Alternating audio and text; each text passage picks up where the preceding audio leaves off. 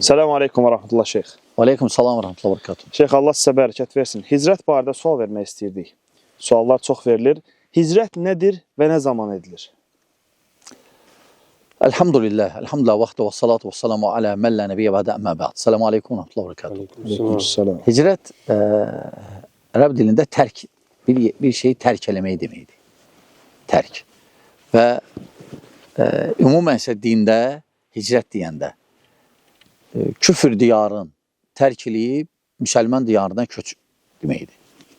Yəni məsələn biri küfür diyarında, yəni kafirlərin ölkəsində yaşayırsa, o köçüb müsəlman ölkələrində yaşamalıdır. Müsəlman ölkəsində. Hicrət mənası budur.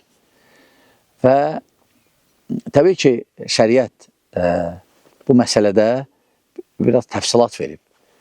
Hicrət ola bilər vacib olsun, ola bilər müstəhəb olsun, ola bilər caiz olsun. Nə vaxt vacibdir? Əgər məsələn sən küfür diyarında yaşayırsan, sənin dinivi yaşamağa qoymurlar. Məsələn, deyirlər namaz qılma, belə eləmə, heç nə eləmə və s. Onda sənə vacibdir ki, gedəsən müsəlman diyarından, yəni müsəlmanlar yaşayan yerə. Onda vacib olur hicrətin hökmü. Lakin nə vaxt müstəhəb olur? O vaxt ki, sən küfür diyarında yaşayırsan, lakin dinivi yaşaya bilirsən orada. Dinivi yaşaya bilirsən. Onda sənə müstəhəbdir. Yəni müstəhəb odur ki, etsən yaxşıdır, etməsən günah deyil. Yəni yaxşıdır ki, tərk eləyəsən oranı. Üçüncü hal caizdir nə vaxt? Caizdir məsələn, dinivi yaşaya bilirsən və sənin imkanın yoxdur. İmkanın da yoxdur köçməyə. Onda belə vəziyyətdə yaşaya bilərsən.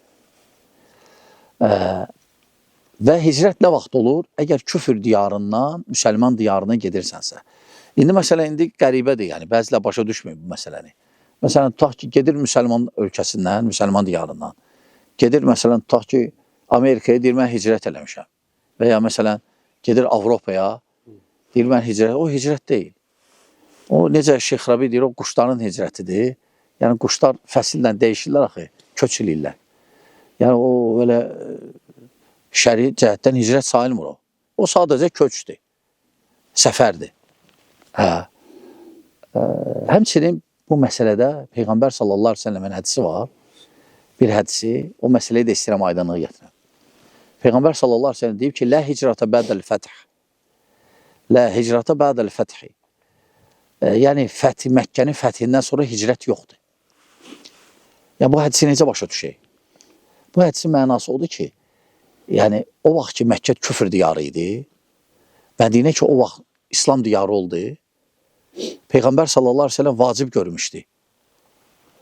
Küfür diyarından müsəlman diyarında köçməyə, yəni Məkkəni tərk edib Mədinəyə gəlməyə vacib idi.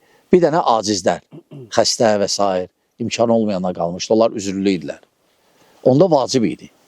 Elə ki Məkkə fəth olundu, müsəlman diyarı oldu, əhalisi İslamı qəbul elədi. Onda Peyğəmbər sallallahu əleyhi və səlləm deyir ki, lə hicrata ba'dəl fəth. Yəni Məkkənin fəthindən sonra Mədinəyə hicrət vacib deyil. Mənası odur. Yoxsa hicrətin hökmü qalıb. Hicrətin hökmü qalıb və hicrət nə vaxt edilir? O vaxt ki, küfür diyarında sən yaşamaq qoymurlar, dinivi yaşamağa, onda məcbur vacibdir sənə gedib müsəlman diyarında yaşayasan. Bu qədər.